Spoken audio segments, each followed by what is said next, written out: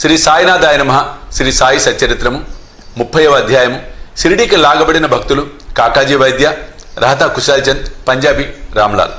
ఈ అధ్యాయంలో బాబా షిరిడీకి ఇచ్చిన ఇద్దరు భక్తుల వృత్తాంతము చెప్పుకుందాము. దయామయుడు భక్తవత్సలుడగు శ్రీ సాయికి నమస్కారం. వారు దర్శన మాత్రముననే భవసాగరమును తరింపజేసి మన ఆపదలను బాపెద్దరు. వారు నిర్గుణ స్వరూపులైనను భక్తులు కోరుటచే సగుణ స్వరూపము వహించిరి. భక్తుల ఆత్మ సాక్షాత్కారము కలిగించుటచే మహాత్ముల కర్తవ్యం. అది యోగేశ్వరుడైన సాయినాథునకు ముఖ్యతమైనది, తప్పనిసరైనది.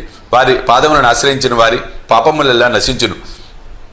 అటువారి ప్రగతి నిశ్చయం. వారి పాదమును స్మరించుచు పుణ్యక్షేత్రముల నుండి బ్రాహ్మణులు వచ్చి వారి సన్నిధిలో వేదశాస్త్రములు పారాయణం చేసి గాయత్రి మంత్రమును జపించెదరు. దుర్బలులు పుణ్యహీనులు మొగడిచే భక్తి అనగానే మనకు తెలియదు, మనకింత మాత్రము తెలియను. ఇతరులను మనలను విడిచిపెట్టినప్పటికీ బాబా మాత్రం మనల్ని విడువరు. వారి కృపకు పాత్రులైన వారు కావలసినంత శక్తి, జ్ఞానము, నిత్యానిత్య వివేకములను పొందెదరు. భక్తుల కోరికలను పూర్తిగా గ్రహించి సాయి వాణిని నెరవేర్చును. అందుచేత ఎవరికి కావలసిన వారు పొంది కృతజ్ఞతతో ఉండెదరు. కానీ మేము వారికి సాష్టాంగ నమస్కారం చేసి వేడుకున్నదము. మా తప్పులన్నీ క్షమించి సాయి మా ఆరాటములన్నీ బాపుగాక. కష్టముల పాలై సాయిని విధముగా ప్రార్థించి వారి మనసు శాంతించి బాబా కటాక్షంచే వారు సంతుష్టునందెదరు. దయా సముద్రుడకు సాయి కటాక్షించుడిచే హేమాడ్ పంత్ ఈ గ్రంథమును రాయగలిగినని చెప్పవచ్చును. లేకున్నచో తనకు గల యోగ్యత ఎంత, ఎవరింత కఠినమైన పనిని పూనుకొనగలరు? శ్రీ సాయి ఈ భారమంతయు వహించుడిచే హేమాడ్ పంత్కు కష్టము గాని శ్రమ గాని కానుకుండెను. తన వాక్కును కలమును కూడా ప్రేరేపించుటకు శక్తివంతమగు జ్ఞానమనే వెలుతురుండగా అతడు సంశయం గాని ఆరాటము గాని పొందనేలా.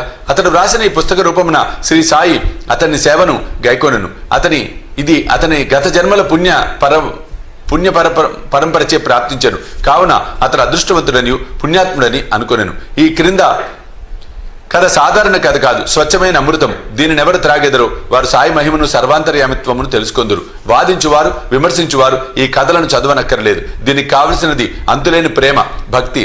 వివాదము కాదు. జ్ఞానులు భక్తి విశ్వాసములు గలవారు లేదా యోగుల సేవకుల మనుకున్నవారు ఈ కథలు ఇష్టపడి మెచ్చుకొనెదరు. తదితరులు కాకమ్మ కథలను అనుకొందురు. అదృష్టవంతులైన సాయి భక్తులు సాయి లీలలను కల్పతరువుగా భావించెదరు. ఈ సాయి లీలామృతము త్రాగినచో అజ్ఞానులకు జన్మరాహిత్యం కలుగును, గృహస్థులకు సంతృప్తి కలుగును, ముముక్షువులకి ఇది సాధనముగా ఉపకరించును. ఇక ఈ అధ్యాయంలో కథను ప్రారంభించదము. కాకాజీ వైద్య. నాసిక్ జిల్లా వనిలో కాకాజీ వైద్య అనేవాడు ఉండెను. అతడచటి సప్తశృంగి దేవతకు పూజారి. అతడు అనేక కష్టముల పాలై మనశ్శాంతిని పోగొట్టుకుని చెంచల మనస్కుడయ్యను. అట్టి పరిస్థితుల్లో ఒకనాటి సాయంకాలం దేవతాలయమునకు పోయి తన ఆందోళన నుండి కాపాడమని హృదయపూర్వకంగా వేడుకొనెను. అతని భక్తికి దేవత సంతసించి ఆనాటి రాత్రి అతని స్వప్నంను కాంచి బాబా వద్దకు పొమ్ము, నీ మనసు శాంతి వహించును అనెను. ఆ బాబా ఎవరో దేవిని అడిగి తెలుసుకున్నట్టుకు కాకాజీ ఉత్సహించెను. కానీ అంతలోనే అతనికి మెలకు వచ్చెను. ఈ బాబా ఎవరై ఉండవచ్చునని అతడు యోచించెను. కొంతసేపు ఆలోచించిన పిమ్మట ఈ బాబా అంటే త్రయంబకేశ్వరుడు కావచ్చని పుణ్యస్థలముకు త్రయంబకమునకు వెళ్ళాను. అచ్చట 10 రోజులు ఉండెను. అభిషేకమును తదితర పూజలు కావించెను. అయినప్పటికీ మునుపటి వలె అశాంతిగా ఉండెను. పిమ్మటి స్వగ్రామంకు వచ్చి తిరిగి దేవతను వేడుకొనెను. ఆ రాత్రి ఆమె స్వప్నంలో కనిపించి అనవసరముగా త్రయంబకేశ్వరం ఎందుకు వెళ్ళినావు? బాబా అనగా షిరిడి సాయిబాబా అని అభిప్రాయం. షిరిడీకి పోవుటెట్లు, ఎప్పుడు పోవలను, బాబాను చూచుటెట్లు అని కాకాజీ మనోవ్యాకులతో పొందుచుండెను. ఎవరైనా యోగేశ్వరుని చూడవలని అనుకున్నచో ఆ యోగియే కాక దైవం కూడా అతని కోరికను నెరవేర్చుటకు సహాయపడును. యథార్థముగా యోగియు భగవంతుడును ఒకరే, వారిలో ఏమీ భేదం లేదు. ఎవరైనా తానే పోయి యోగిని దర్శించుటన్నది ఉత్త బూటకము. యోగి సంకల్పించినదే వారిని చూడగలుగు వారెవరు? అతని ఆజ్ఞ లేక చెట్టాకు కూడా కదలదు. యోగి దర్శనముకై భక్తుడు ఎంత వేదన పడునో, ఎంత భక్తి విశ్వాసములు చూపునో అంత త్వరగా బలముగా అతని కోరిక నెరవేరును. దర్శనముకై ఆహ్వానించువాడే వచ్చువానికి స్వాగత సన్నాహంలో నర్చును. కాకాజీ విషయంలో అట్లే జరిగాను. శ్రామ మొక్కు. కాకాజీ షిరిడి పోవుటకు ఆలోచించుచుండగా ఒక అతిథి అతన్ని షిరిడికి తీసుకుని పోవుటకు అతనింటికే వచ్చాను. అతడెవరో కాదు, బాబాకు ముఖ్య భక్తుడు శ్యామయే. శ్యామ ఆ సమయంలో వనీకి ఎట్లు వచ్చానో చూద్దాము. శ్యామ బాల్యంలో జబ్బుపడినప్పుడు అతని తల్లి తమ గృహదేవత యొక్క వనిలోని సప్తశృంగికి జబ్బు నయము కాగానే నీ దర్శనమునకు వచ్చి బిడ్డను నీ పాదములపై పెట్టెదను అని మొక్కుకొనెను. కొన్ని సంవత్సరముల పిమ్మట ఆ తల్లి కుచములపై తామరం లేచి ఆమె మిక్కిలి బాధపడెను. తనకు నయమైనచో 2 వెండి కుచములు సమర్పించదనని అప్పుడు ఇంకొక మొక్కు మొక్కెను. కానీ ఈ 2 మొక్కులు కూడా ఆమె చెల్లించలేదు. ఆమె చనిపోయినప్పుడు ఈ సంగతి శ్యామకు చెప్పి 2 మొక్కులు చెల్లించు భారము అతనిపై వేచి మృతి చెందెను. శ్యామ కొన్నాళ్లకు ఆ మొక్కులను పూర్తిగా మరిచెను. ఇట్లు 30 సంవత్సరములు గడిచెను. అప్పట్లో సిరిడీలోని ఒక పేరు పొందిన జ్యోతిష్కుడు వచ్చి నెల దినములచట మకాము వేశాను. అతడు శ్రీమాన్ బూటి మొదలగు వారికి చెప్పిన భవిష్యత్తు సంతృప్తికరంగా ఉండెను. శ్యామ తమ్ముడు బాపాజీ జ్యోతిష పండితుని సంప్రదించగా అతడు తల్లి మొక్కులు చెల్లించకపోవడిచే వారికి కష్టములు సప్తశృంగి దేవత కలుగజేయుచున్నది అని అనెను. బాపాజీ ఈ సంగతి శ్యామకు చెప్పాను. అప్పుడు శ్యామకు సర్వము జ్ఞప్తికి వచ్చాను. ఇంకా ఆలస్యం చేసినచో హానికరమని ఎంచి శ్యామ ఒక కంసాలిని పిలిచి 2 వెండి కుచములు చేయించెను. మసీదుకు పోయి బాబా పాదములపై పడి 2 కుచములను అచ్చటబెట్టి తన మొక్కులను చెల్లజేయమని బాబాయే సప్తశృంగి దేవత అగుడిచే వారిని ఆమోదించమని వేడెను. నీవు స్వయముగా పోయి సప్తశృంగి దేవతకు మొక్కును చెల్లింపుము అని బాబా నిర్బంధించెను. బాబా ఊదిని ఆశీర్వాదముగా పొంది శ్యామ వని పట్టణమునకు పోయెను. పూజారి ఇల్లు వెతుకుచూ తుదకు కాకాజీ ఇల్లు చేరెను. అప్పుడు కాకాజీ షిరిడీకి పోవలనని గొప్ప కుతూహలంతో ఉండెను. అట్టి సమయంలో శ్యామ వారింటికి వెళ్ళాను. ఇది ఎంతటి ఆశ్చర్యకరమైన కలయికయో చూడుడు.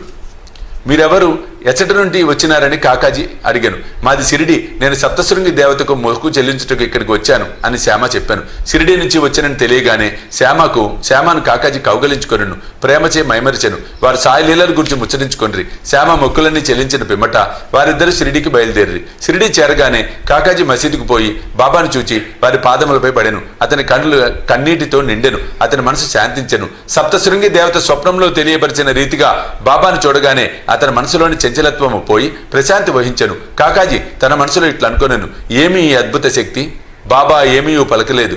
ఉత్తర ప్రత్యుత్తరములు కూడా జరగలేదు. ఆశీర్వచనములనైనను పలుకలేదు. కేవలము వారి దర్శనమే సంతోషమునకు కారణమయ్యను. వారి దర్శన మాత్రముననే నా మనశ్చాంచల్యము పోయినది. అంతరంగమున ఆనందము ఉద్భవించినది. ఇది ఏ దర్శన భాగ్యము. అతడు తన దృష్టి సాయినాథుని పాదములపై నెగడించెను. అతని నోట మాట రాలేదు. బాబా లీలలు విని అతని సంతోషమునకు అంతు లేకుండెను. బాబాను సర్వస్వ శరణాగతి వేడెను. తన వేదనను బాధలను మరచెను. స్వచ్ఛమైన ఆనందమును పొందెను. అక్కడ 12 రోజులు సుఖముగా ఉండి తుదకు బాబా వద్ద సెలవు తీసుకొని వారి ఊది ప్రసాదమును ఆశీర్వచనమును పొంది ఇల్లు చేరెను. రాత కుశాల్చంద్. తెల్లవారుజామున వచ్చిన స్వప్నము నిజమగునని అందరూ అనుకొందురు. ఇది సత్యమే కావచ్చు. కానీ బాబా స్వప్నములకు కాల నియమము లేదు. ఒక ఉదాహరణ, ఒకనాడు సాయంకాలము కాకసాహెబ్ దీక్షిత్తును రహతాకు పోయి చాలా రోజుల నుండి చూడకుండుచే కుశాల్చంద్ను తీసుకురమ్మని చెప్పాను. ఒక టాంగా తీసుకుని కాక రహతా వెళ్ళాను. కుశాల్చంద్ను కలిసి బాబా చెప్పిన వార్తను అందజేశాను. దీనిని విని కుశాల్చంద్ ఆశ్చర్యపడెను. మధ్యాహ్న భోజనానంతరం నిద్రపోచుండగా తనకు స్వప్నంలో బాబా కనబడి వెంటనే సిరిడికి రమ్మని అనినందున అతడు సిరిడి పోవుటకు ఆతురతో ఉన్నానని చెప్పాను. తన గుర్రం అచ్చట లేకుండాచే తన కుమారుని బాబాకు ఈ సంగతి తెలుపుటకై పంపాను. కుమారుడు ఊరు బయటకు పోయేసరికి దీక్షిత్ టాంగాను తీసుకుని వచ్చాను. కుశాల్చంద్ను తీసుకుని రావలసినదని బాబా దీక్షిత్కి చెప్పుడుచే ఇద్దరు టాంగాలో కూర్చొని సిరిడికి చేరిరి. కుశాల్చంద్ బాబాను దర్శించెను. అందరూ సంతసించిరి. బాబా ప్రదర్శించిన ఈ లీలను చూసి కుశాల్చంద్ మనసు కరిగాను. పంజాబీ రామ్లాల్, బొంబాయి. ఒకనాడు బొంబాయిలో నుండి పంజాబీ బ్రాహ్మణుడు రామ్లాల్ అనువాడు ఒక స్వప్నము కాంచెను. స్వప్నంలో బాబా కనపడి సిరిడికి రమ్మనను. బాబా వానికి మహంతు వలె కాన్పించెను. కానీ అతనికి వారెచ్చటగలరో తెలియకుండెను. పోయి వారిని చూడవలనని మనమున నిశ్చయించెను. కానీ చిరునామా తెలియకుండాచే చేయుటకు ఏమీ తోచుకుండెను. ఎవరైనను మనము పిలిచినచో వచ్చువారి కొరకు కావలసినవన్నీ మనం సమకూర్చదము. ఆ విషయంలో కూడా అట్లే జరిగాను. అతడు ఆనాడు సాయంకాలం వీధిలో పోవచుండగా ఒక దుకాణంలో బాబా ఫోటో చూశాను. స్వప్నంలో చూసిన మహంతు ముఖ లక్షణములు ఈ ఫోటోలో ఉన్న వారితో సరిపోయాను. కనుగొనగా ఈ పటము సాయిబాబాదని తెలిసాను. అతడు వెంటనే షిరిడీకి పోయి అచ్చటనే తన అంత్యకాలం వరకు ఉండెను.